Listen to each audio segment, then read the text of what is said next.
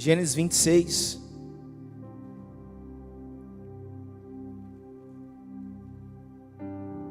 Quero continuar falando com você nesse texto. Quero falar para você sobre 5 passos na adversidade. 5 passos na adversidade. Estávamos falando sobre Isaac. Isaac é um dos patriarcas, Abraão, Isaac e Jacó. E Gênesis 26 narra o tempo em que ele ficou em Gerar, o tempo que ele ficou na terra dos filisteus. Os filisteus eram uma tribo de guerreiros que migraram do Mar Egeu e se estabeleceram na Palestina. Os filisteus vão ser citados durante toda a Bíblia. Eles eram pequenos em números, mas um dos povos mais ferozes da Bíblia em batalhas. Eles vieram por Creta e Chipre e eram contratados como mercenário pelos reis cananeus. Então, no momento em que nós estamos falando agora, nessa situação de Gênesis 26, nesse cenário, com esse pano de fundo, a gente tem os filisteus contratados como mercenários. Eles eram pagos para guerrearem pelos reis cananeus. E é interessante a gente ver, é importante a gente pensar isso nessa introdução, que eles eram amigos de Isaac. Eles tinham uma certa amizade com Isaac, pois haviam feito uma aliança com Abraão, seu pai.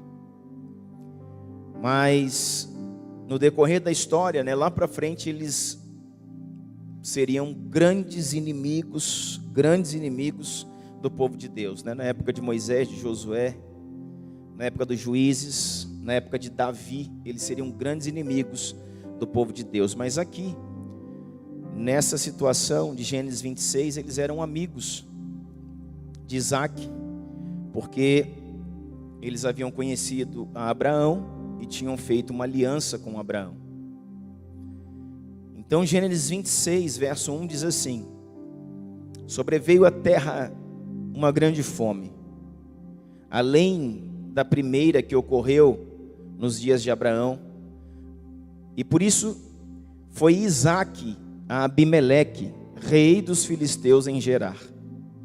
Então Isaac vai a Abimeleque, que é rei dos filisteus, no território de Gerar. E quando ele está ali pedindo ajuda a Abimeleque, rei dos filisteus, o verso 2 diz que o Senhor aparece para ele e diz para ele: não desças ao Egito. Coloque seus olhos na palavra. A palavra diz: não desça ao Egito, permanece na terra que eu te disser. Permanece na terra que eu te disser. Diga comigo: não desça ao Egito, permanece na terra que eu te disser. O texto continua dizendo: peregrina nesta terra, eu serei contigo, eu te abençoarei, porque a ti e aos que descenderem de ti darei todas estas terras, confirmando o juramento que fiz a Abraão, o teu pai.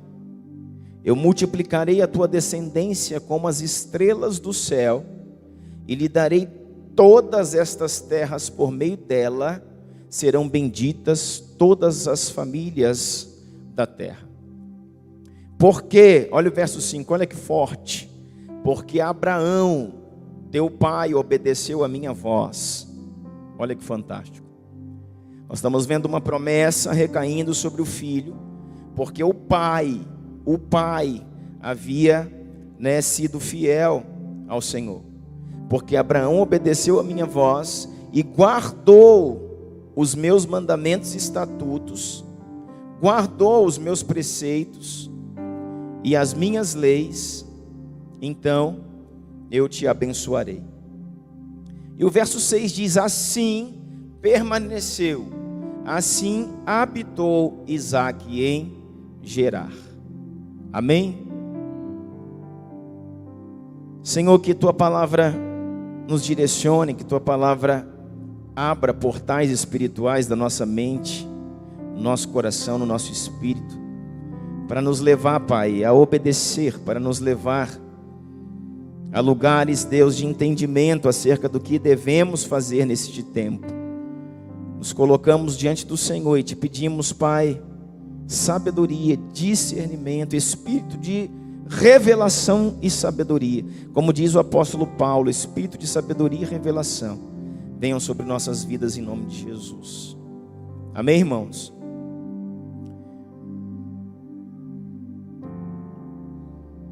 Assim habitou Isaque em Gerar.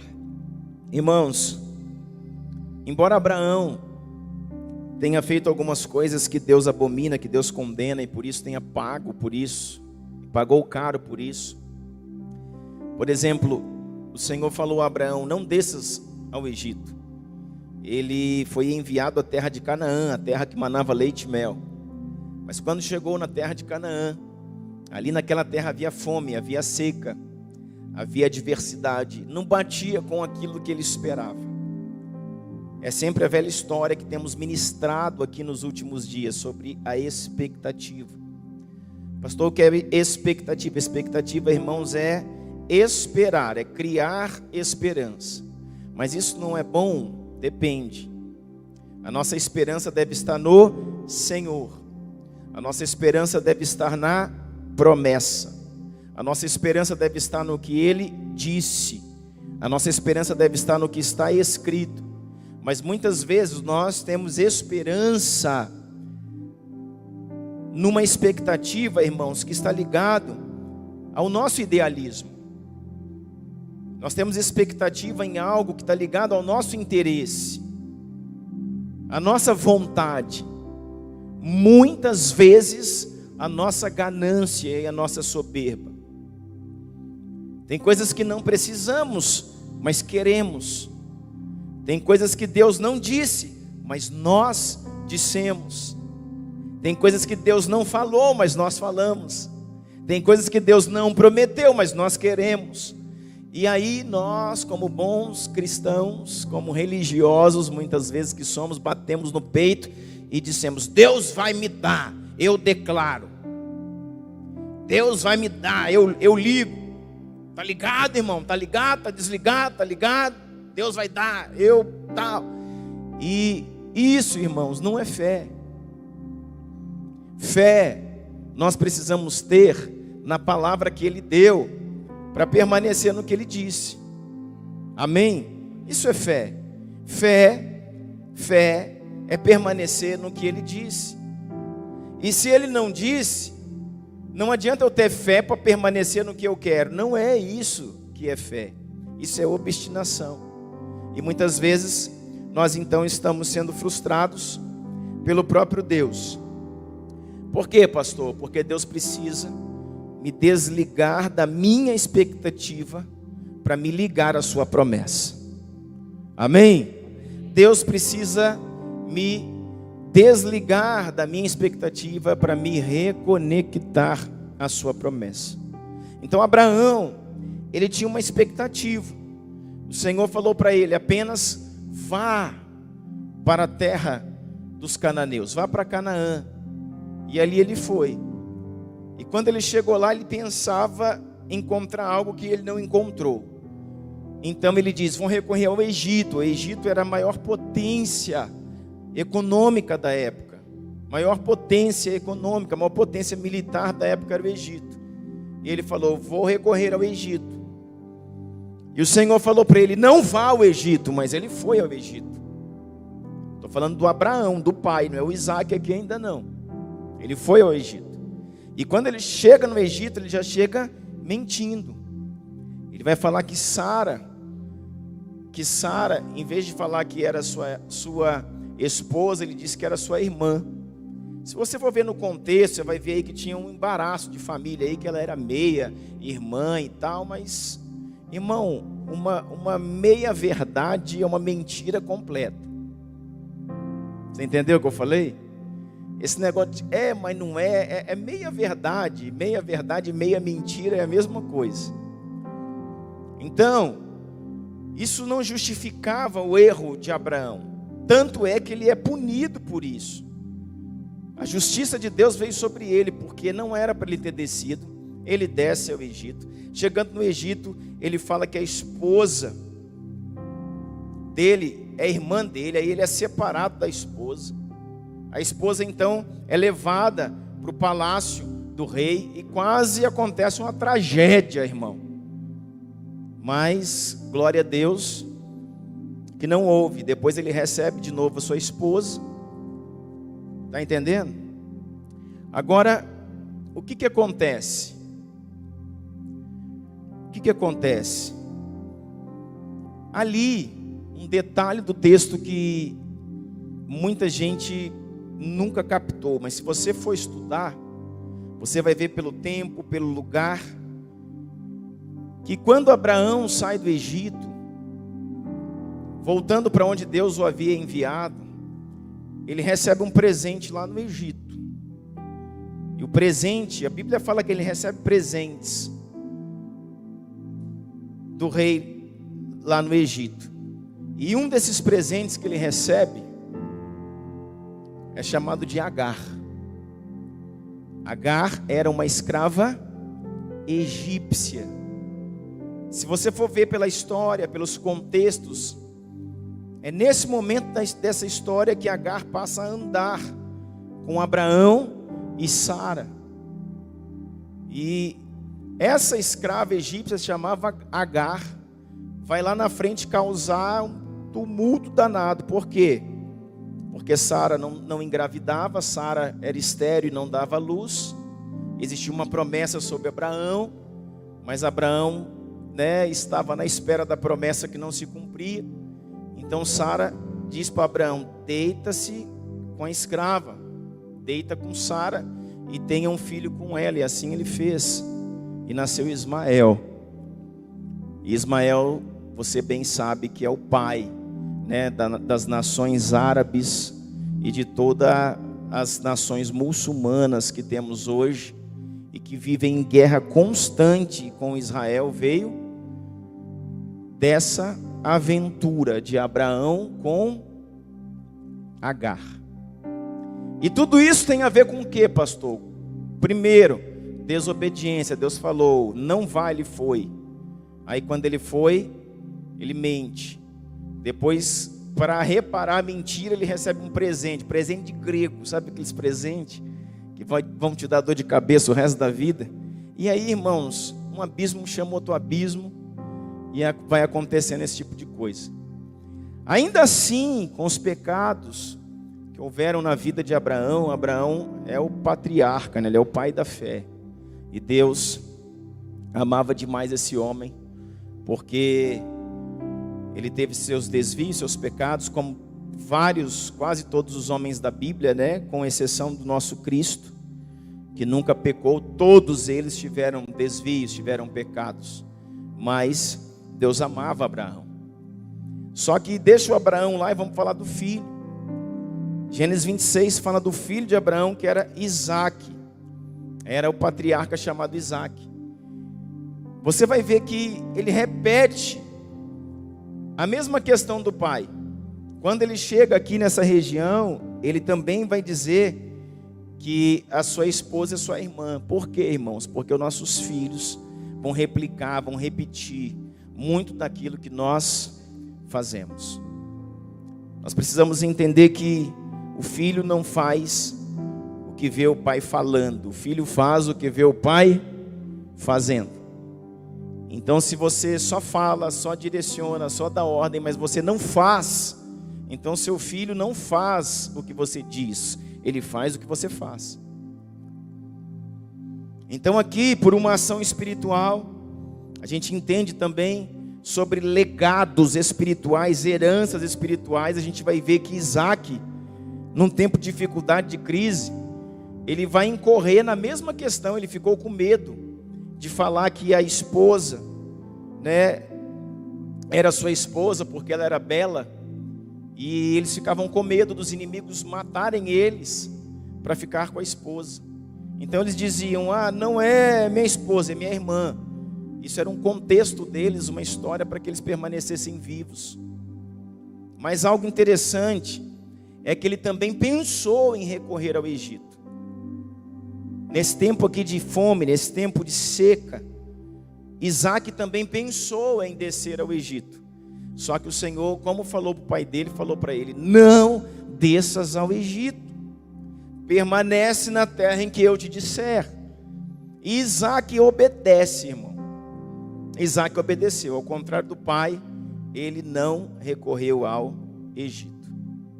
Então, nós queremos falar de alguns pontos que nós precisamos ter na adversidade. E o primeiro ponto que eu queria trazer para você é, irmãos, fique com a palavra. Obedeça a palavra que Deus te deu. Independente da situação que você esteja vivendo, independente da circunstância que você esteja vendo, independente da aflição que você esteja passando, não negocie a palavra. Não negocie a promessa de Deus na sua vida. Não abra mão daquilo que Deus te entregou.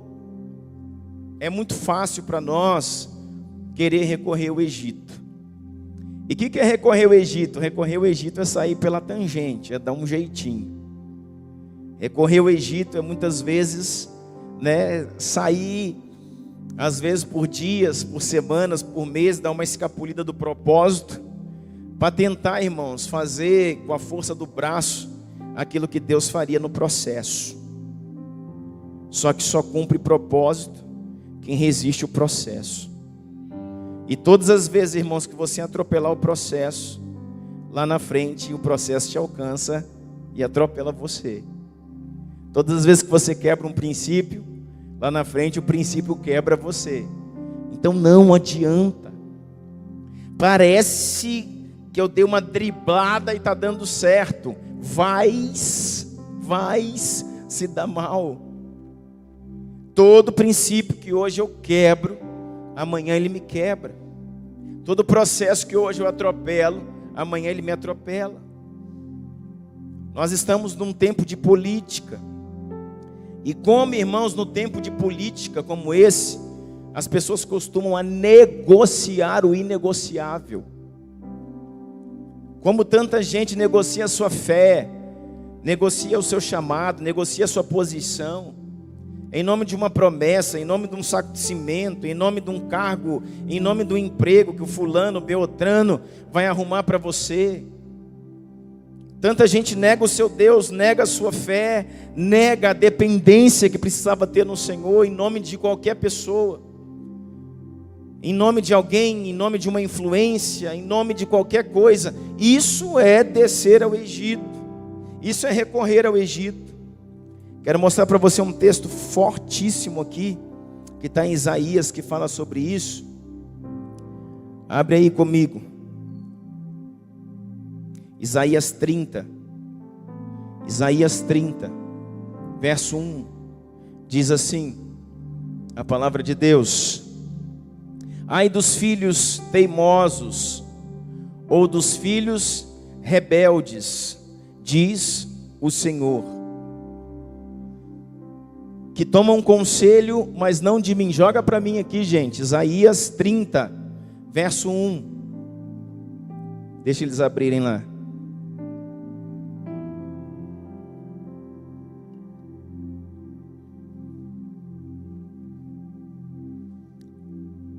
Isso, Isaías 30, verso 1. Ai dos filhos rebeldes, em outra versão, ai dos filhos teimosos, diz o Senhor, que tomam conselho, recebem instrução, mas não de mim, e que fazem aliança, mas não pelo meu espírito. Você está entendendo o que a palavra de Deus está falando? Irmão, é forte demais, é forte demais. Ai dos filhos obstinados, é a palavra teimoso, rebelde, declara ao Senhor, que executam planos que não são meus, fazem acordo sem a minha aprovação, para juntar pecado sobre pecado. Versão NVI. Olha aqui, vou ler na versão que eu estou aqui com ela, pode manter NVI aí. Ai dos filhos rebeldes, diz o Senhor, que tomam conselho, ou que recebem conselho, mas não de mim. E esse de mim, irmãos, não é só ouvir Deus.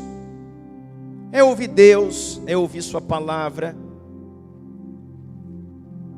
é ouvir a igreja, é ouvir seus pastores, é ouvir os profetas, é ouvir os homens de Deus, porque Deus não fala só, ô fulano de tal. Deus fala pela palavra, Deus fala por seus profetas, Deus fala pelos seus ungidos. Só que o texto está dizendo, tem gente que toma conselho e instrução, mas não de coisas santas, e que fazem alianças que não são pelo meu espírito.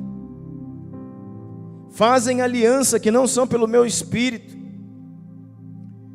Buscam cobertura, abrigo, mas não pelo meu espírito, para acrescentar pecado sobre pecado. Pode passar, passa o próximo lá, o 2.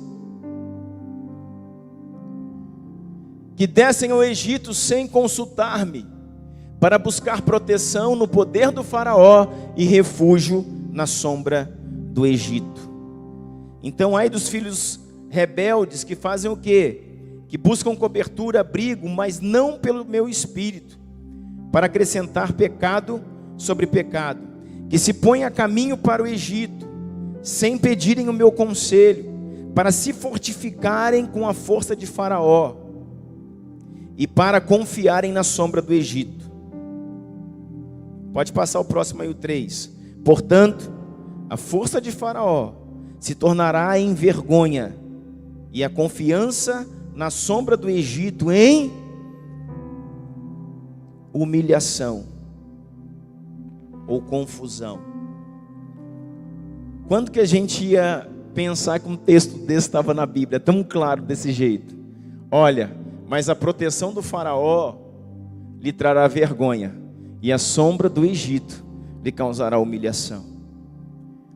Todas as vezes que você tomar um passo na sua vida, sem consultar o Senhor, sem ouvir a voz de Deus, sem ouvir os seus profetas, buscando abrigo, amparo na sombra do Egito, naquilo que parece que dá certo, mas não foi Deus que mandou, a sombra do Egito se tornará para você o quê?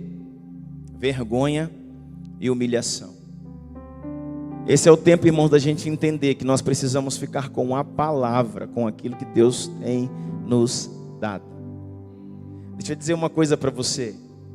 A bênção, irmãos, não está na terra, a bênção não está no método, a bênção não está na empresa, a bênção não está no emprego, a bênção está na obediência. Se você obedece, pode ser o que for, aquilo que Deus disse que é para que você faça, irmãos, aquilo se tornará em bênção, aquilo vai reverter em paz, em prosperidade, em segurança para a sua vida. Por quê? Porque Deus está no negócio. Agora, a sombra do Egito tem tudo a ver com isso, com circunstâncias, com coisas que nós buscamos, que nós recorremos para aliviar os nossos fardos, as nossas dificuldades, confiando em pessoas, confiando no político, confiando em sei lá quem, confiando num parente ímpio que te propôs um monte de coisa. Nesse tempo, me ajuda nisso, me ajuda aquilo, faz isso, faz aquilo, vai assim, vai assado, e você sabe que tudo aquilo ali não bate com aquilo que seu Deus quer de você. Mas eu tenho que fazer, né, pastor? Afinal de contas, eu estou precisando. Vai, irmão. Vai para você ver onde você vai parar. Porque, irmãos, o Senhor nos chamou para não negociar o inegociável.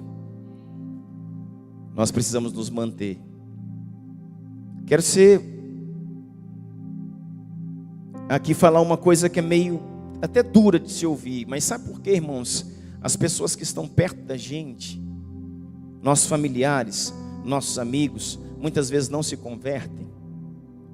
Sabe por que às vezes nós temos uma família toda ímpia e ela não se converte? Você talvez seja o único servo de Deus da sua família.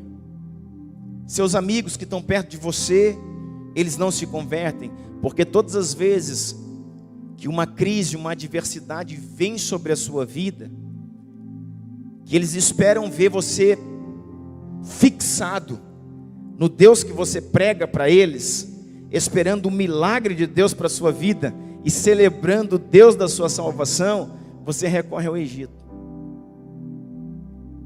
As pessoas veem que você recorre ao Egito, e muitas vezes esse Egito é a própria pessoa que você ministra.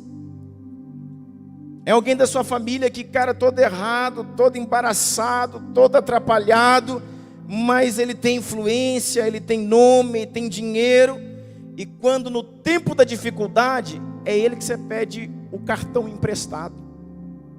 No tempo de dificuldade, é para ele que você pede o dinheiro do aluguel. No tempo da dificuldade, é para ele que você pede, dá um jeitinho aí para mim, para ver o que dá certo. Sabe quando esse homem vai se decidir pelo seu Deus? Nunca. Porque, irmãos, o Senhor tem nos levado a lugares e tem nos levado a extremos para saber até onde iremos com Ele, para saber até onde vai a nossa fé, até onde vai a nossa capacidade de permanecer e de obedecer a sua palavra. E quando esse parente vê que você está na dificuldade, mas você disser, eu estou na dificuldade, mas eu sei que o meu Redentor vive, e em breve Ele vai se levantar, a mão dele é sobre mim, e eu não quero nada que venha do Egito. Irmãos, a Bíblia de Gênesis e Apocalipse está cheio disso. Não é ser radical, é ser simplesmente bíblico. Isso é ser cristão, isso é ser um homem e uma mulher de Deus. Quando Abraão, esse Abraão que é o pai do Isaac, foi buscar o seu sobrinho Ló, que tinha sido aprisionado lá naquela batalha pelos reis lá de Sodoma, Abraão vai buscar. Quando Abraão vai buscar o seu sobrinho com os 300 nascidos em sua casa, Abraão então, com 300 homens e mais alguns povos, Aner, Escol e Manre, que eram os povos que ajudaram na peleja, Abraão e os 300, contra 9 reinos que Abraão lutou, Abraão vence essa batalha. Como que ele vence? Vence pela fé, vence pela obediência, vence porque a mão de Deus era com ele, vence, irmãos, porque sobrenaturais só acontecem em lugar de obediência.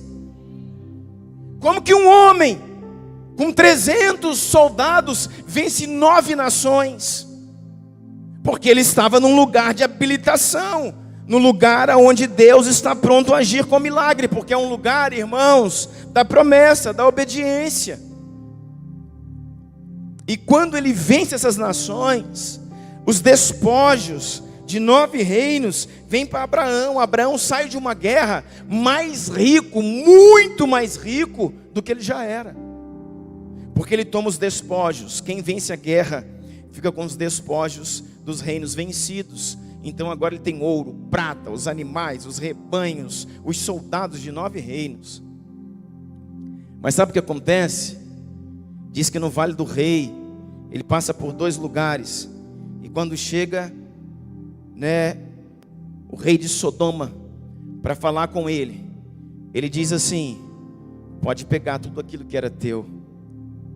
Eu não quero ouro, não quero prata, não quero bens, não quero nada que pertencem à Babilônia, que pertencem a Sodoma. Pode levar tudo para você. Sabe por que eu não quero? Porque eu não quero um dia na minha vida ouvir os povos da terra disserem que as riquezas de Sodoma enriqueceram a Abraão. Ah, irmão! Ele está abrindo mão. Eu não quero seus diamantes, eu não quero seu ouro, eu não quero as suas riquezas, simplesmente por um testemunho. Não é porque era amaldiçoado, não era porque ele não podia ficar, era direito dele, era despojo dele, mas era por um testemunho. Ele estava dizendo: o Deus de Abraão. Ele estava dizendo: o meu Deus, o meu Senhor me trouxe até aqui, é Ele que me enriqueceu, é Ele que me sustenta. E eu não quero nunca na minha vida ouvir que as riquezas de Sodoma enriqueceram a Abraão. Eu não tenho pacto com vocês, eu não tenho aliança com vocês, eu não tenho negócio com vocês, porque eu estou plenamente, completamente em obediência e em conexão com o meu Senhor.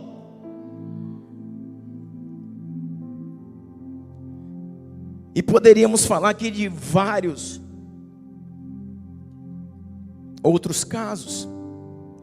Então não ponha a mão naquilo que não te pertence. Não deseje aquilo que Deus não quer te dar. Não faça, irmãos da fé, uma desculpa, uma desculpa para você adquirir coisas pelo seu interesse, porque a fé não serve para isso. Pedro olha para Jesus, Jesus anda sobre as águas e ele diz: ai, quem que é? E Jesus fala: sou eu. E Pedro diz: se és tu mesmo, manda-me ter contigo. Jesus falou: come on, venha. Agora Pedro não anda sobre as águas, agora Pedro anda sobre a palavra. Não é sobre seu interesse, sobre sua vontade, sobre a sua necessidade que você tem que andar. Você tem que andar por uma palavra. E a palavra, irmãos, quebra a necessidade. A palavra quebra o interesse. A palavra quebra a vaidade. A palavra quebra a ganância. A palavra quebra. Por quê, irmãos? Porque Deus tem o maior interesse na terra. Não é de te fazer feliz, é de te fazer santo. Tem muita gente feliz, mas deixou de ser santo. Tem muita gente feliz, mas deixou de ser santo. Tem muita gente feliz, se tornou bem sucedido, mas deixou de ser homem de Deus. E o maior objetivo do Senhor não é me fazer feliz, é me fazer santo, é me fazer luz, é me fazer sal, é me fazer um farol para as gerações. Esse é o maior interesse do Senhor. Não é me prosperar, é me santificar. Então se a minha prosperidade pode vir aliado à minha santificação, ela virá, porque Deus quer te abençoar. Mas se a tua prosperidade tiver que vir, irmãos, pela quebra de testemunho e de aliança, não virá. Não virá. Você está entendendo isso?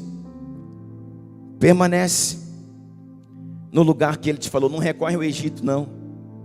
O Egito é o político. O Egito é o parente. O Egito é alguém que tem influência. O Egito é alguém que pode te botar na frente da fila. Isso é o Egito. Deus não te chamou para ser furão. Então tudo aquilo, irmãos, que tem a capacidade de tirar de um lugar de santificação, chama-se sombra do Egito. Não vai conseguir para mim, vai abrir a vaga, vai me passar na frente, vai resolver, vai isso, vai aquilo, vai burlar, vai fazer, vai não sei o quê. E tem uns ainda que dizem, é bênção de Deus. Como se a bênção de Deus pudesse funcionar na maracutaia.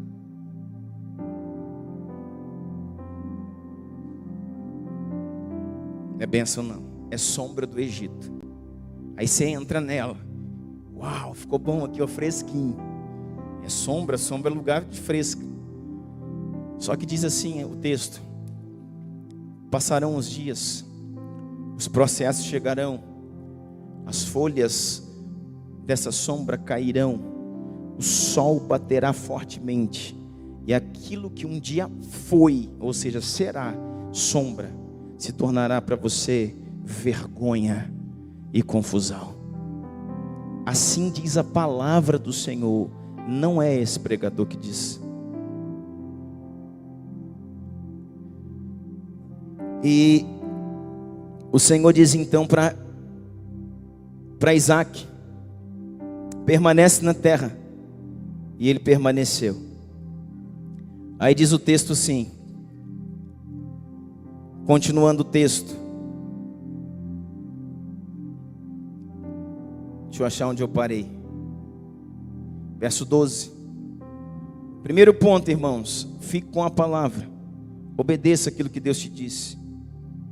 Segundo ponto. Vamos ver qual é o segundo ponto. Isaac semeou naquela terra e no mesmo ano colheu a 100 por 1. O Senhor o abençoou. Ele não desceu ao Egito, ele permaneceu na terra e o Senhor o abençoou. E engrandeceu-se o homem e foi se enriquecendo, até que se tornou muito poderoso. Ele tinha posses, ele tinha rebanhos, ele tinha gado, ele tinha muita gente que o servia, de modo que os filisteus começaram a o invejar. Ora, todos os postos, vamos parar aqui no 14, é o texto que lemos para as ofertas. Segundo passo, irmãos, segundo passo na adversidade, semeie. Não pare de semear. Você precisa crer na ação completa da medida que Deus te deu. Você precisa crer na ação completa da palavra que Deus te deu. Deus não falou para ele só fica na terra. Deus falou para ele fica na terra e planta na terra, semeia na terra. Já pensou bater num chão árido assim, num chão seco, poeirento, chão desértico? Já pensou olhar para um lado, para o outro e falar, os filisteus aqui, eles estão só roubando. Os filisteus eram mercenários. Os filisteus eram homens de guerra e geralmente eles saqueavam aquilo que outros homens plantavam em outras regiões. Território de Gerar é território desértico, território dos filisteus. Os filisteus aqui, eles não plantam aqui, estão preocupados com água para beber, para dar para alguns rebanhos. Mas não tem como plantar nessa terra aqui não. Os filisteus vivem de saques. Os filisteus vivem de atacar outros povos. Então ele olhava para um lado e para o outro. No território de Gerar não tinha expectativa, esperança, não tinha nada que os olhos pudessem dizer. Tinha poeira, tinha seca, tinha solo rachado. E o Senhor falou, permanece e semeia. Quem está entendendo? Semeia onde o Senhor te mandou semear. Semeia onde o Senhor te mandou semear. Invista onde Deus te mandou investir. Mas aqui era ruim, era até você chegar, agora deu bom.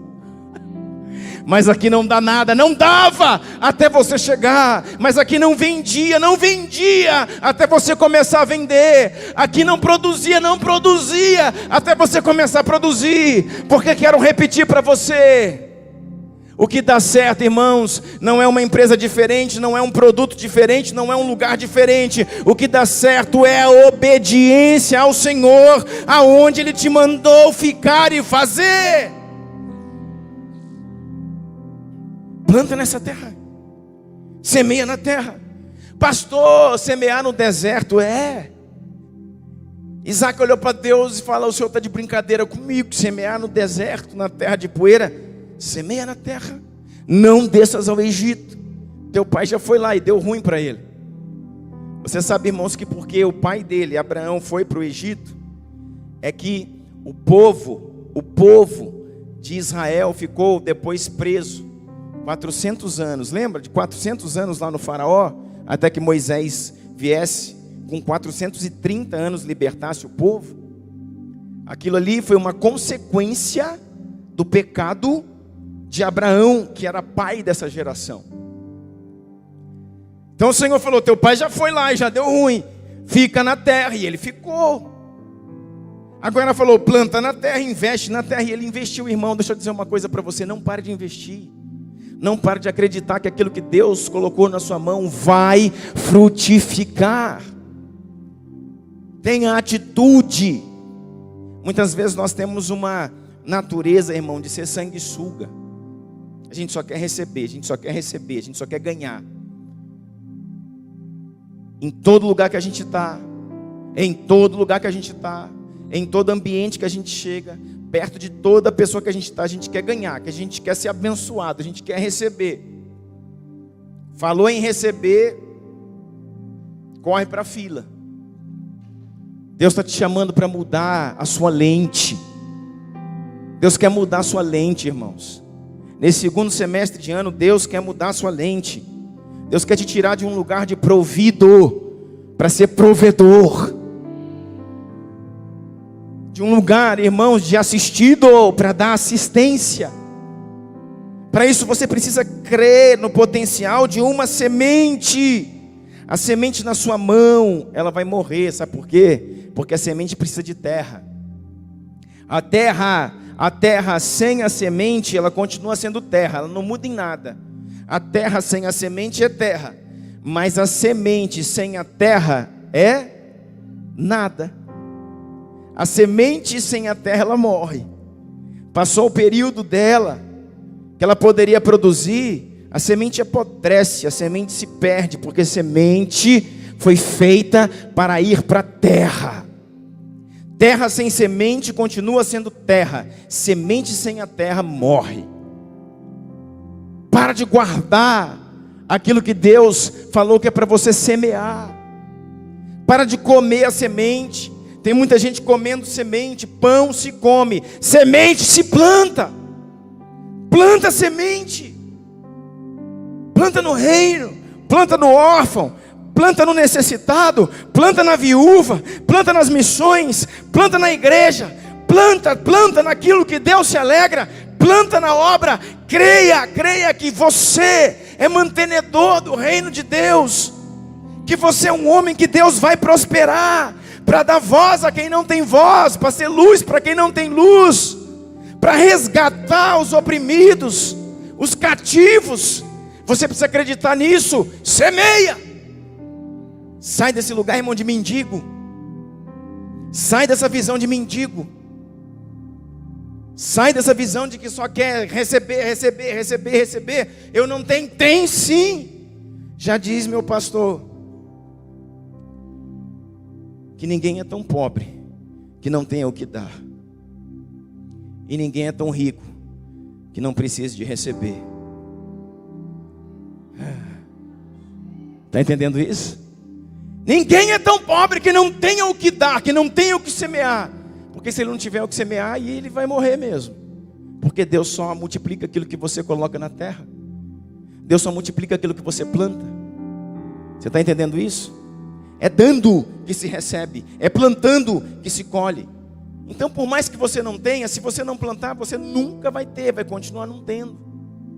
Mesmo não tendo, mesmo tendo pouco, é necessário, irmão, semear, plantar, acreditar. Coloca a semente na terra e saiba que Deus a partir disso vai fazer uma obra extraordinária, uma obra sobrenatural. Irmãos, Deus quer fazer rios no ermo, caminhos no deserto. Deus quer fazer coisas novas na minha e na sua vida. Mas nós precisamos, irmãos, deixar de ser represa para se tornar um rio. As coisas não podem parar na gente, tudo para na gente, tudo é para mim, tudo é meu, tudo para na gente. Nós temos que ser um rio que flui, Você está entendendo isso? Um dia eu estava estudando algo e comecei a tentar estudar isso mais a fundo depois, mas não consegui. Mas um estudo, não era um estudo médico nem nada, era um comentário, dizia que o coração não tem câncer, que o coração é um órgão que ele não dá câncer. Eu fiquei pensando, eu falei, não sei se isso aqui tem embasamento médico, não consegui fazer uma pesquisa disso, mas realmente nunca vi alguém falar, não, é o câncer. Câncer onde? No coração. Tem câncer em tanta parte do corpo, mas o coração não tem câncer. Sabe por quê, irmãos? Porque ele é um órgão do corpo que nada para nele. Tudo que passa por ele, ele joga para frente. Tudo que passa por ele, ele joga para frente. Tudo que passa por ele, ele canaliza para frente. Tudo que passa por ele, ele envia para frente. Ele está servindo todos os outros órgãos, ele está servindo todos os outros tecidos, ele está servindo todas as células do corpo. Então tudo que passa nele, joga para frente. Nós precisamos, irmãos, semear e entender aquilo que Deus está falando para a gente. Ponto 3, vamos lá, verso 15 diz assim: todos os poços que que os servos de seu pai tinham cavado, nos dias de seu pai Abraão, os filisteus entulharam e encheram de terra. Abimeleque disse a Isaque: aparta de nós, porque você já é muito mais poderoso do que nós. Você se tornou muito maior do que nós. E continua o texto, aí no verso 17. Então Isaque partiu dali e acampou no vale de Gerar e lá habitou. Isaque tornou a cavar os poços que se haviam cavado nos dias de Abraão seu pai, pois os filisteus os haviam entulhado depois da morte de Abraão, e deu-lhes os nomes que seu pai lhe dera. Terceiro ponto, irmãos, do que fazer na adversidade. Primeiro, não abre mão da palavra. Primeiro, obedece cabalmente aquilo que Deus te disse. Segundo, semeia no lugar da promessa. Não para de trabalhar, não. Quando a gente fala de semear também, deixa eu só voltar um pouquinho. Deus me trouxe essa direção aqui agora. Semear não fala somente, irmãos, de recursos. Semear não fala somente de valores, de coisas que têm valor financeiro. Independente da crise que você esteja, primeiro, permanece onde Deus te colocou, obedeça. Segundo, não pare de semear. Semear tem a ver com aquilo que você pode entregar a Deus. Não pare de trabalhar. Não pare de orar. Não pare de interceder. Não pare de jejuar. Não deixa, irmãos, que a obscuridade do momento, não deixa, sabe, que um tempo, que uma estação sombria na sua vida te roube a semeadura. Continue orando, continue intercedendo, continue jejuando, continue fazendo a obra, continue conectado com o seu Senhor, continue indo à igreja, continue participando, continue, irmãos, envolvido com o seu chamado, com a sua vocação, com o seu ministério. Isso é uma prova de amor a Deus. Muitos homens e muitas mulheres, no tempo de adversidade, eles deixam o serviço na casa de Deus. Muitos homens e muitas mulheres, num tempo de dificuldade, eles se afastam do serviço. Afinal de contas, tem tanta coisa para resolver, tem tanta coisa para decidir, tem tanto problema. Eu quero dizer para você, a maior prova de amor que você pode dar é você, irmãos, permanecer no Senhor. E vou dizer uma coisa para você, é muito difícil permanecer sozinho. Esse negócio eu estou lá em casa, aí eu parei de participar, parei de me envolver no ministério que eu estava, saí do diaconato, desci do louvor, não estou mais ensinando na salinha, não vou mais na reunião de oração nas terça-feiras, mas eu estou firme, pastor, estou firme lá em casa. É mentira, é mentira. Não engane a si mesmo, não se engane. Ninguém permanece firme e forte sozinho. Ninguém permanece firme e forte afastado da casa de Deus. É mentira, você está fraco espiritualmente. Você está fraco espiritualmente. Não, Deus está falando comigo, é mentira. Deus pode até estar falando com você. E sabe que Ele está falando com você? Porque eu acredito que Ele está falando. Mas Ele está falando, volta para minha casa.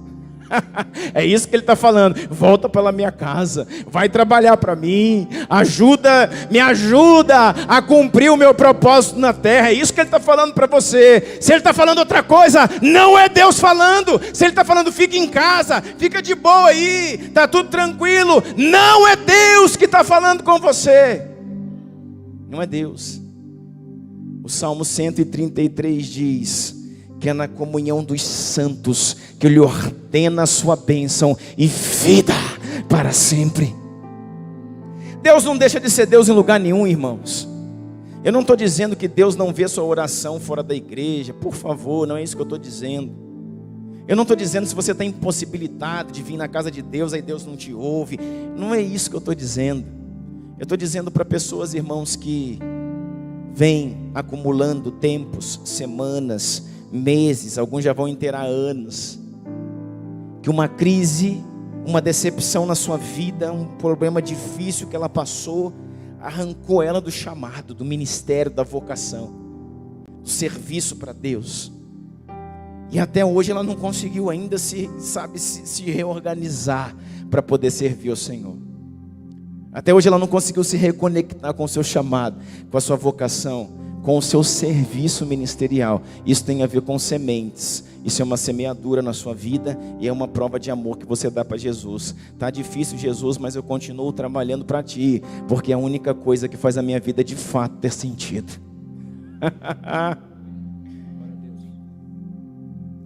Ou você acha que é fácil, irmãos? Para qualquer um. Para mim, para minha casa, para minha esposa, você acha que é fácil? Só tem momentos de bênção, de paz, que nós não temos momentos difíceis, que nós não temos às vezes vontade de dizer, pá, vamos dar um tempo, vamos viajar 1 mês, 2, 1 ano. Tem pastores que tiram um ano sabático, eles ficam 1 ano fora da congregação. Geralmente vão para uma outra cidade, às vezes para um outro país, ficam 1 ano fora. E a igreja fica na mão de um pastor auxiliar. E ele precisa do ano sabático para descanso. Sabe, irmãos,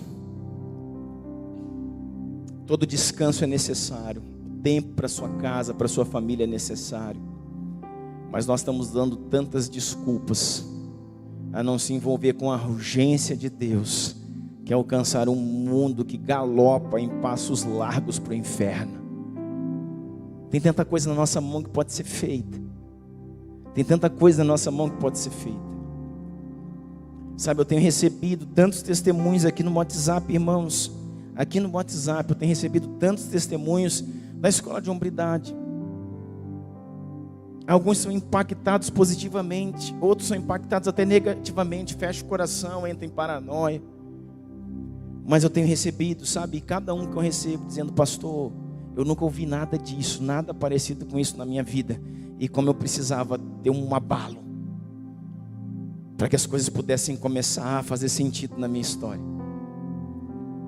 E sabe de uma coisa, no tempo que você está mais, às vezes, aflito, ou, sabe, angustiado com alguma coisa, esses dias eu cheguei na academia, e uma pessoa que eu não conheço na academia, um rapaz que eu não conheço, ele falou assim, você é o pastor do Mevan? Eu falei, sim, sou eu. Aí ele falou assim, eu nunca fui na sua igreja e nem em outra igreja, eu não participo de igreja. Mas um amigo da faculdade me indicou e eu estou assistindo vocês, estou assistindo o culto de vocês pela internet. Aí ele chegou e falou assim, pastor, ore por mim. Eu preciso de forças para ir lá pessoalmente. Mas uma coisa eu quero dizer, vocês estão fazendo um trabalho maravilhoso. Como ouvir o evangelho da forma como vocês estão trazendo, traz desse jeito ele falou.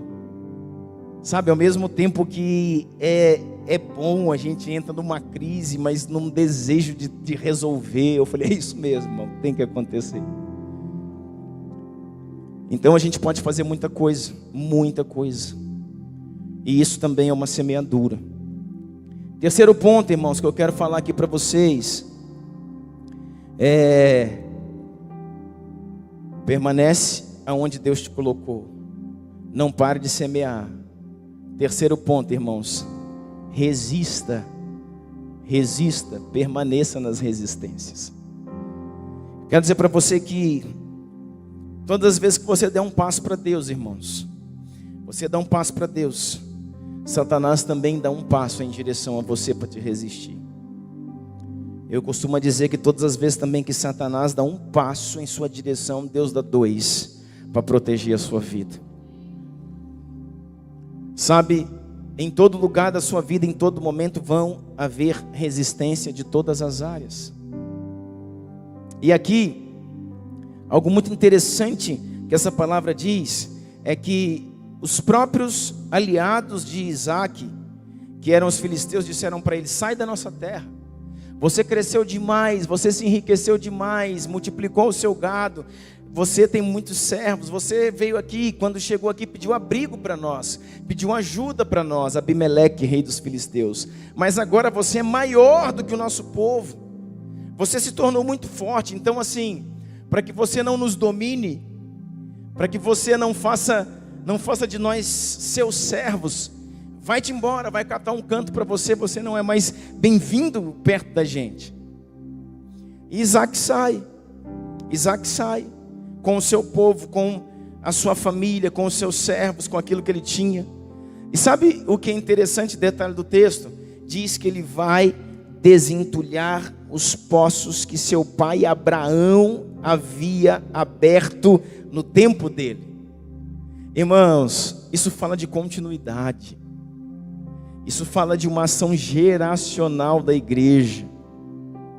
Deus não nos chamou para fazer nada novo. Deus nos chamou para continuar fazendo aquilo que alguém já começou a fazer.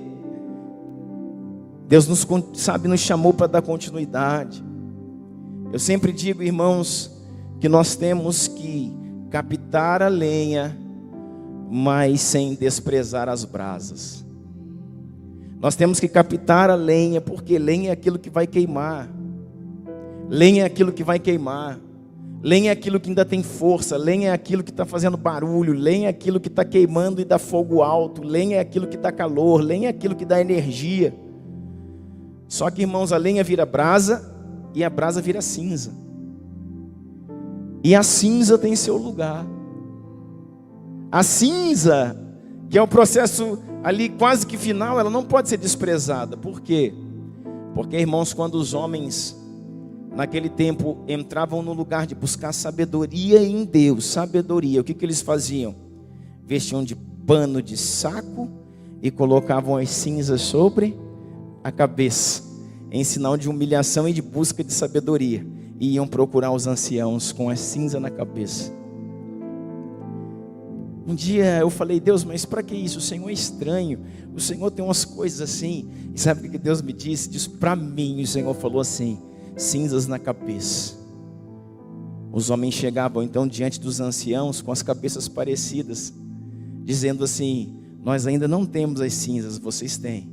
Vocês são as cinzas que um dia foram lenhas. Hoje vocês são cinzas. Vocês não têm mais fogo, mas tem conselho, mas tem instrução, mas tem direção. Conte-nos aquilo que nós precisamos saber. Fale-nos daquilo que nós precisamos aprender. Você está entendendo isso?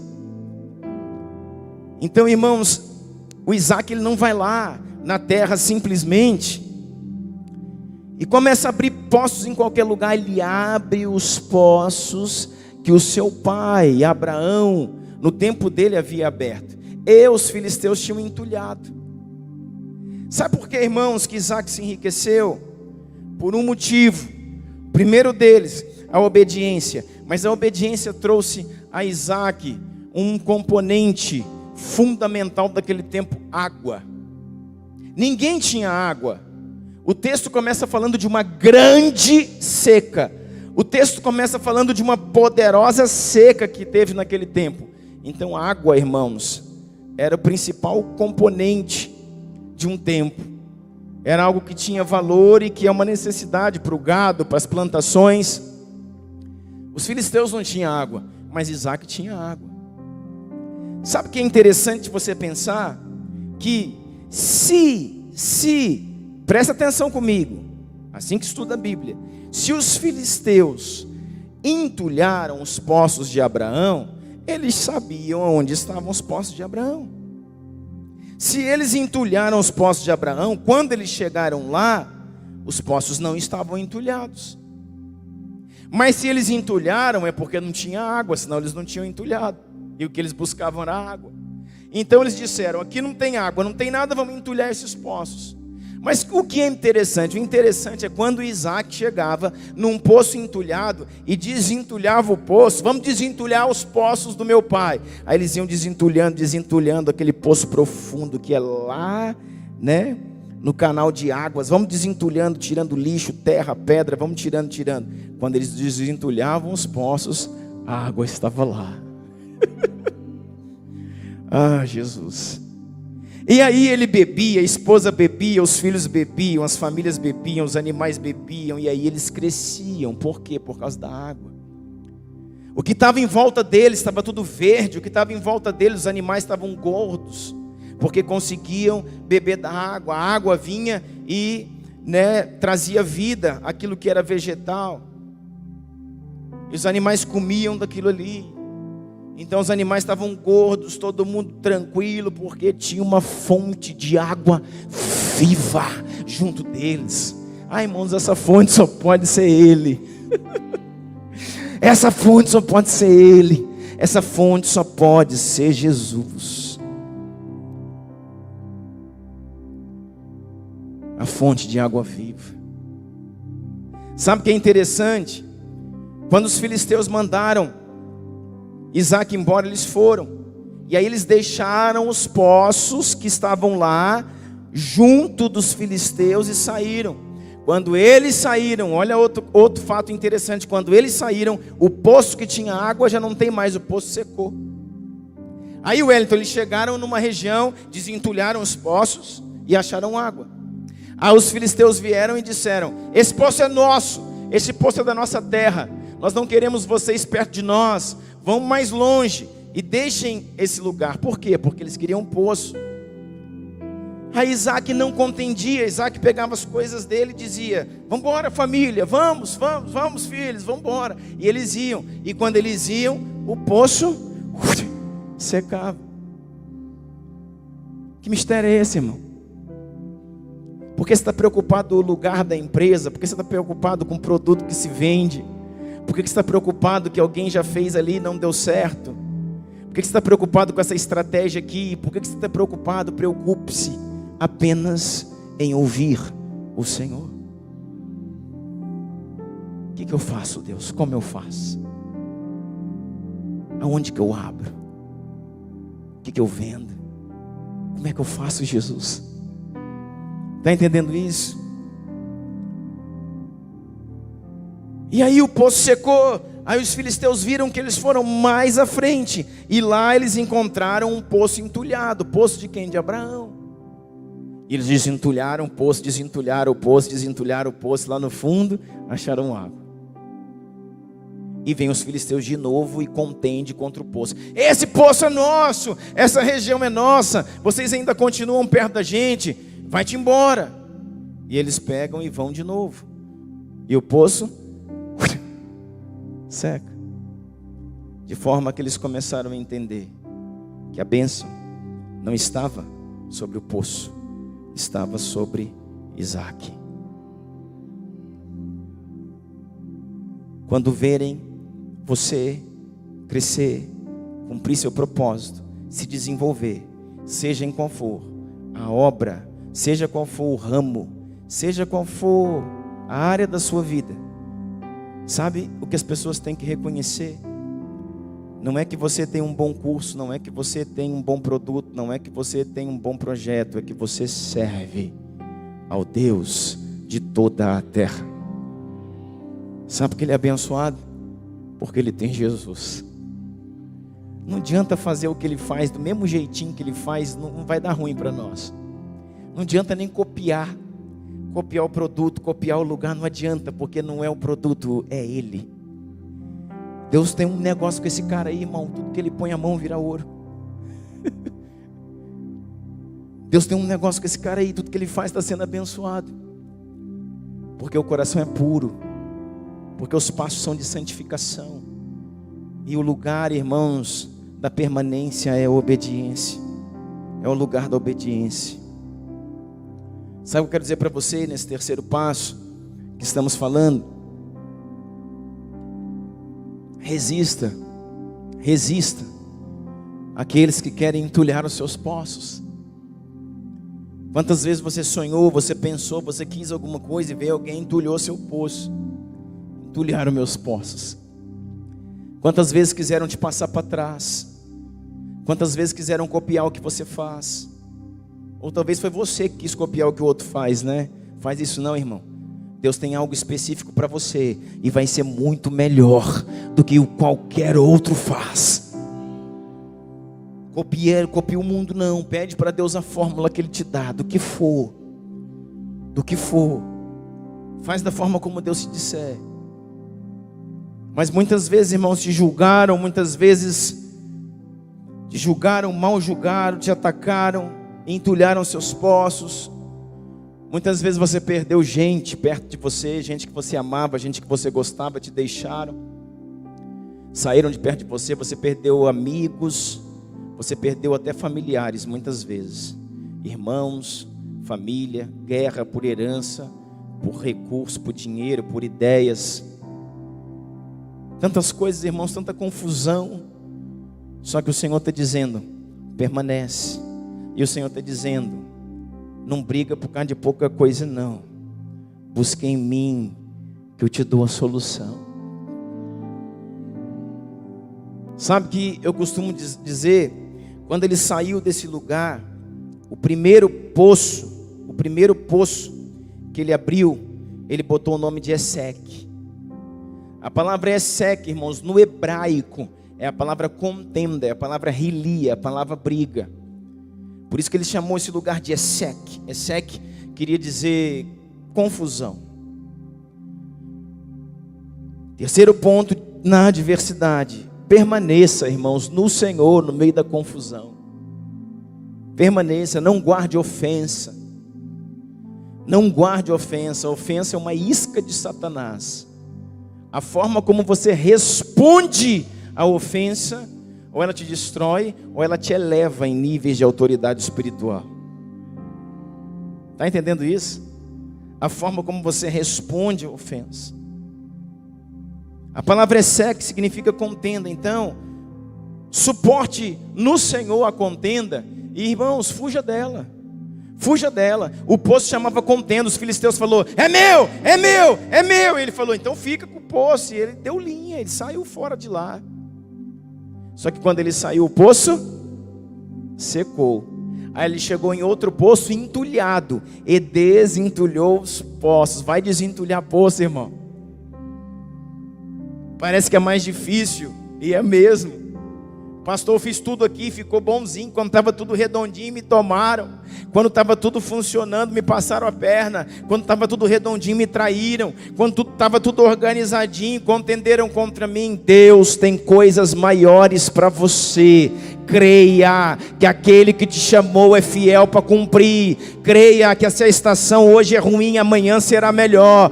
Creia, creia e caminhe na palavra.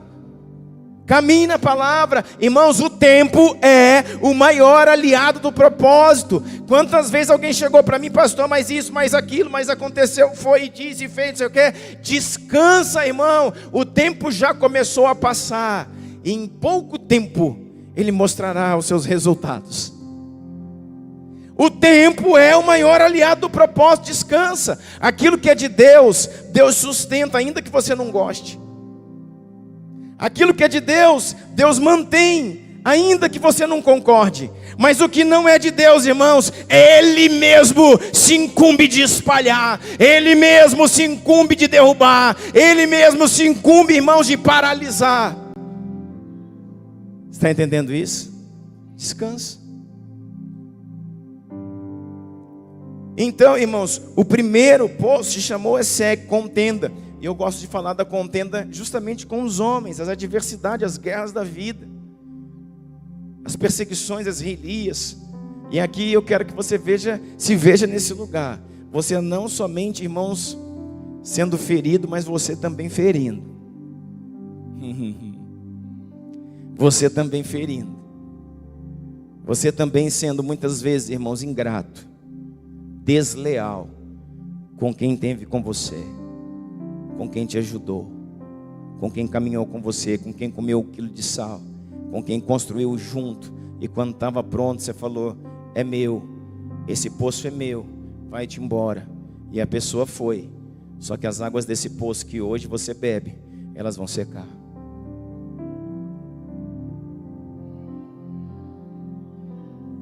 Não sou eu que estou dizendo, é a palavra. Eles foram para o próximo poço. O poço estava entulhado. É difícil abrir poço. Mas Isaac falou, vamos embora, gente, vamos abrir poço. Abriu o poço. Quando abriu o poço, aquele que ele deixou secou, mas o que ele abriu, a água estava lá. Aí ele botou o nome desse poço, sabe de quê? De Sitna. Se você pegar no original a palavra Sitna, também significa contenda. Na primeira vertente, a palavra origem, sitna, já é uma palavra hebraica e significa contenda. Mas se você pegar um pouco mais a raiz, você vai ver que sitna vem de uma base, da mesma base da palavra Satanás. Da mesma base da palavra Satanás, que é o próprio cão. Então, eu tenho para mim no espírito que sitna fala de opressões que, além daquela dos homens, lá de Esek, sitna fala de opressões espirituais, de forças espirituais na mente, na alma, no coração, de coisas que retalham nossos filhos, coisas que retalham nosso casamento, e com isso roubam a nossa força, e com isso entulham nossos posses. De forças espirituais, lutas, pressões espirituais, uma doença, uma enfermidade, uma doença. Não foi um homem que te colocou, mas o meu corpo encontra-se enfermo. Questões familiares, questões com os filhos, questões com a esposa, questão com tanta coisa, irmãos, vícios, opressões, batalhas na mente, ansiedade, depressões, questões emocionais, pressões espirituais, ansiedade, taquicardia, insônia, falta de concentração, desespero, coisas que você vem lutando na sua vida e fala, isso é o diabo que está fazendo isso, minha casa está sendo contra-atacada. Irmãos, permaneça, vença esse lugar, permaneça, desentulha o poço, e não para não, desentulha o poço. A vida de Isaac é tão interessante que ele deixou o lugar que ele plantou lá no início, que enriqueceu ele deixou para trás. Ele deixou a plantação, a casa boa que ele tinha feito lá, tudo que ele tinha organizado, o curral para as ovelhas, deixou tudo prontinho lá e foi embora cavar um poço. Aí entupiram o poço dele, ele saiu, já está cavando o terceiro poço, ou o segundo que ele coloca nome. Mas perseverando, acreditando e não parando. Ele não sentou para chorar e para murmurar e para brigar com Deus e para falar que não queria mais. Vou deixar o ministério, vou deixar essa igreja, vou parar com isso, vou sair disso, vou sair daquilo. Ai Deus, ó dia, ó terra. Não, ele permanecia. Vamos desentulhar poço, vamos desentulhar o poço. Vamos desentulhar o poço. Aquele que nos chamou é fiel para nos sustentar. Rapaz, e lá no fim, quando ele olhava, a água estava lá. O Senhor está dizendo, permaneça desentulhando os poços. As águas do Espírito, que saciarão a sua sede, estão logo ali. As águas do Espírito que saciarão a sua sede, darão vida à sua família, à sua casa, estão logo ali, um pouquinho mais fundo, mas continue desentulhando os poços. Desentulhar poço fala de tirar o lixo para fora. Tira o entulho para fora. Desentulhe a sua vida. Tire o lixo da sua vida. Tire o pecado da sua vida. Tire os traumas da sua vida. Tire as heranças espirituais, quebre, rompa com esses vínculos, desentulhe o seu coração, desentulhe os seus pensamentos, desentulhe a sua mente, desentulhe, limpe o canal de água, para que o rio de Deus possa fluir do céu interior e tocar todos aqueles que estão ao seu redor.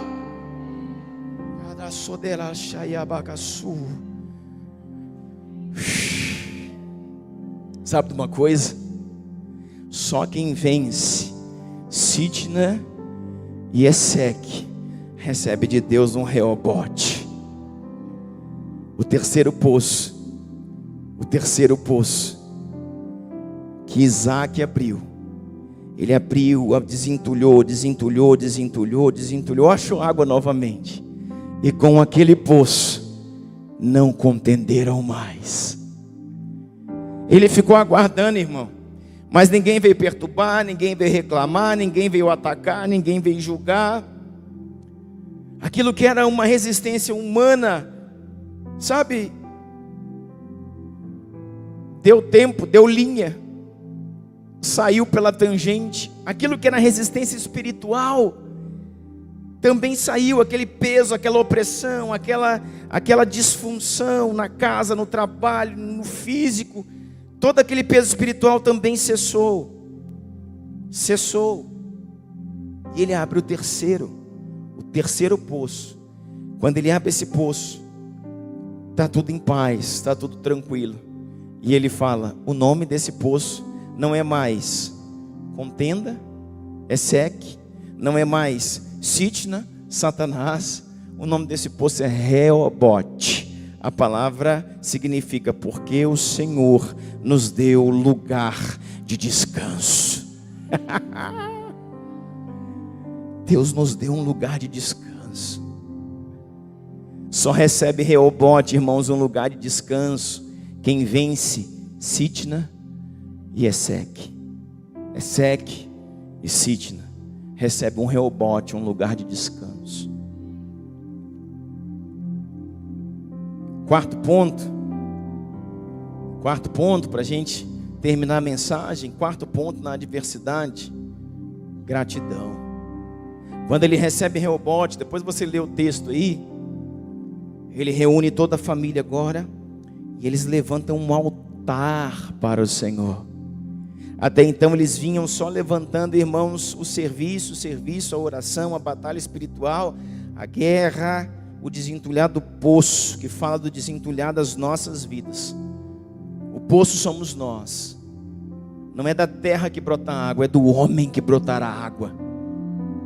O Senhor quer trazer para uma terra sedenta, irmãos, não é água de poço, é água viva que pode brotar do seu interior.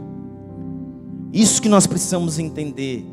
O poço que Deus fala somos nós, poços entulhados que precisam ser desentulhados para que derem águas vivas, para que eu possa beber da própria água e para que toda a minha família, meus amigos, aqueles que estão perto de mim possam beber daquilo que eu estou derramando. Olha só que fantástico. Possam beber daquilo que nós temos para entregar, irmãos, água fresca. Não contenda, não aflição, não relia, água fresca. Está entendendo isso? Então, quarto ponto, gratidão. O texto bíblico vai dizer que ele levanta um altar, reúne a sua família, a sua casa, e eles vão adorar ao Senhor por tudo aquilo que o Senhor havia feito. Ei, eles estavam no lugar da seca. Ei, eles foram expulsos do território filisteu. Ei, eles deixaram tudo pronto lá que eles tinham construído. Abriram o primeiro poço. Ei, abriu o segundo poço. Ei, abriu o terceiro poço. Ei, guerra, luta até aqui. Mas quando eles recebem um Reobote, o coração de gratidão se inclinam diante daquele monumento que eles levantaram, e eles são gratos a Deus. A gratidão nunca pode, irmãos, se ausentar do seu coração. O tempo vai chegar. Sabe o que a gente tem costume de fazer? A gente pede a Deus, pede,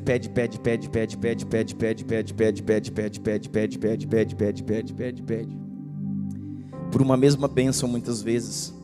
1, 2, 3, 4, 20, 30 vezes, 1 mês, 2 meses, 1 ano, 2 anos, 3 anos, pedindo a mesma coisa, porque é importante para mim. Quando aquilo acontece, quando você lembra, você agradece um dia. Obrigado, Senhor, foi bênção demais, aconteceu, saiu, Deus honrou, moveu. Aí você entra no segundo pedido, pede. Já entrou no outro pedido.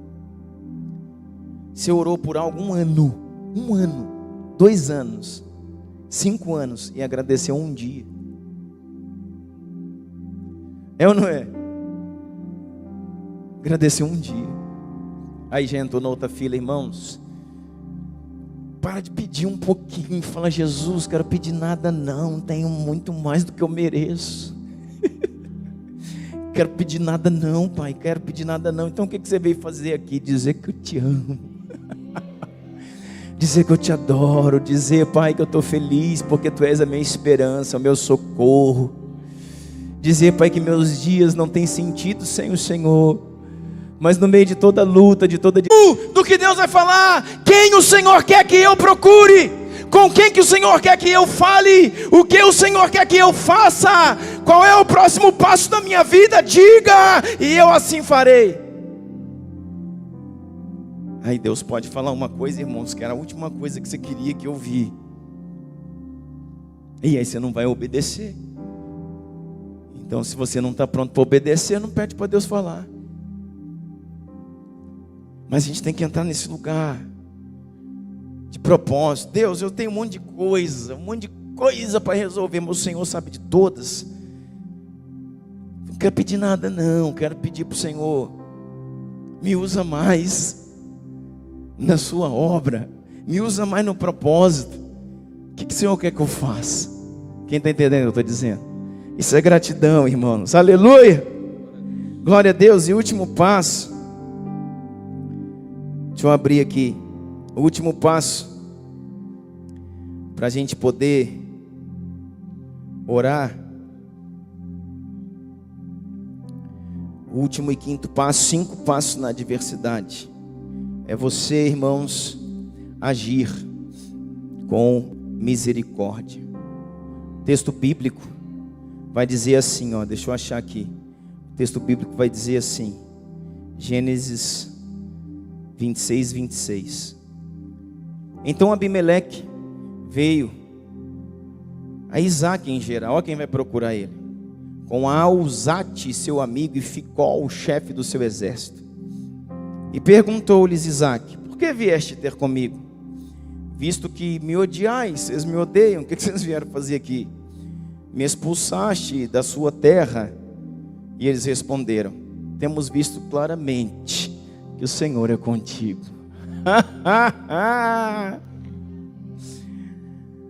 Irmão, deixa eu falar uma coisa para você. Não é, irmãos, espírito de vingança, isso é diabólico, não é espírito de dar o troco, mas permanece, e você vai ver que reconhecerão que o Senhor é contigo.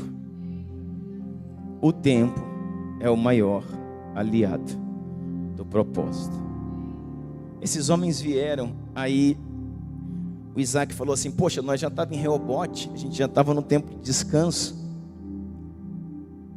e agora esses caras aparecem aqui, sei lá que eles vieram entulhar o poço de novo. E ele perguntou, o que vocês fazem aqui? Vocês me odeiam, me colocaram de fora da terra de vocês, tomaram meus poços, empulharam os poços. Sabe que os homens, nós percebemos, entendemos que a sua bênção não está no poço, não está na terra, não está na estratégia, não está na forma como você faz, está no Deus que você serve. Nós entendemos que o Deus do teu pai Abraão, Ele também é contigo, Isaac. E nós viemos pedir para você, seja amigo da gente, caminha com a gente, ajuda a gente. Está aqui, irmãos, escrito aqui, ó. Perguntou Isaac, por que vieste comigo, visto que me odiais, me expulsaste de vossas terras? Verso 28, responderam eles, temos visto claramente que o Senhor é contigo, pelo que dissemos, haja agora juramento entre nós e ti, façamos um pacto contigo, que tu não nos fará mal, assim como nós não te havemos tocado, e te fizemos somente o bem, e te deixamos ir em paz, agora tu és bendito do Senhor. Então Isaac lhes deu um banquete, comeram e beberam, levantaram-se de manhã cedo e juraram de parte a parte. Depois Isaac os despediu e eles se despediram dele em paz. Nesse mesmo dia vieram os servos de Isaac, deram-lhe notícia acerca do poço que haviam cavado, dizendo-lhe, encontramos mais águas. Não se entendeu isso, irmão? Não se entendeu isso? Eu não sei se vocês pegam as conexões da palavra, irmão. Eu estou aqui arrepiado. Os inimigos vêm, bate a porta, pede perdão, retrata, reconcilia e diz: por tudo que acontece ao nosso redor, não tem como não ver que o Senhor é contigo e que nós falhamos com você, com a sua pessoa, te expulsando da nossa terra. Viemos aqui te pedir, faça um juramento conosco, deixa a gente ser seu amigo, vamos estar junto, não nos trate mal, você vai crescer muito mais do que nós. E quando você crescer, Isaac, não nos trate mal. Lembre-se do tempo que você passou lá com a gente até entulhou seus poços, mas a gente cuidou de você. Nós até entulhamos seus poços, mas a gente não tocou em ninguém da sua família. Então, cuida da gente. Isaac deu a eles um banquete. Fizeram um pacto. Disseram: no que depender de nós, vamos em paz. Conte com a gente. Naquilo que a gente puder servir, estamos ao seu dispor. Quando ele acaba de falar isso, bate os servos de Isaac, dizendo: abrimos mais um poço e encontramos água. A resposta imediata de Deus dizendo: filho, tu alegra o meu coração. Filho, tu foste aprovado no tempo da crise. Filho, permaneceste onde eu te falei, não parou de semear no meio da seca, resistiu todas as adversidades que vieram, foi grato a mim no momento certo e usou de misericórdia com todos os homens. Filho, tu está na antiga aliança ainda, filho, não tem nem o Espírito Santo, mas alegras o meu coração. Recebo um poço e água de presente. Jesus é bom demais, irmão. Para terminar, a gente vai orar aqui. Sabe o que eu quero mostrar para você? Eu estudando sobre a vida de Isaac. Isso aqui é uma passagem que eu gosto muito, esse capítulo 26. Mas um dado que eu quero mostrar para você. Nesse momento aqui, irmãos, Isaac ainda não tinha filhos. Aquilo que Isaac viria a ter, a sua posteridade, ainda seria um selo da bênção de Deus na vida dele, porque sua esposa era estéril. Gênesis 25:20 diz assim: e era Isaac da idade de 40 anos, quando tomou por mulher Rebeca, filha de Betuel o arameu, de Padã Arã, irmã de Labão o arameu. Então ele já tinha Rebeca, sua esposa. Ele casou com 40 anos. Mas você vai ver pela Bíblia, irmãos, que ele só vai ter filhos 20 anos depois. 20 anos depois do seu casamento. Seus filhos vão nascer com 60 anos. E sabe o que acontece? Isaac é o único patriarca que permaneceu no lugar da sua promessa até o fim. O seu pai desceu do Egito e arrumou aquela confusão que eu falei para você. Jacó, ele tem que sair depois da casa do pai, né? Ele toma a primogenitura do irmão, tem toda aquela história, engana o pai dizendo que é Esaú. Jacó faz isso e ele tem que depois fugir para a casa do seu tio, sofre igual um cão sarnento para depois voltar e resolver a vida. Mas Isaac é o único patriarca que nunca saiu do lugar da sua promessa, que permaneceu no lugar que Deus falou do início até o fim. Isaac morre com 180 anos, sendo ovacionado pelo seu povo e sendo o patriarca que mais viveu de todos os outros. Ele teve longevidade, prosperidade. Sabe uma coisa?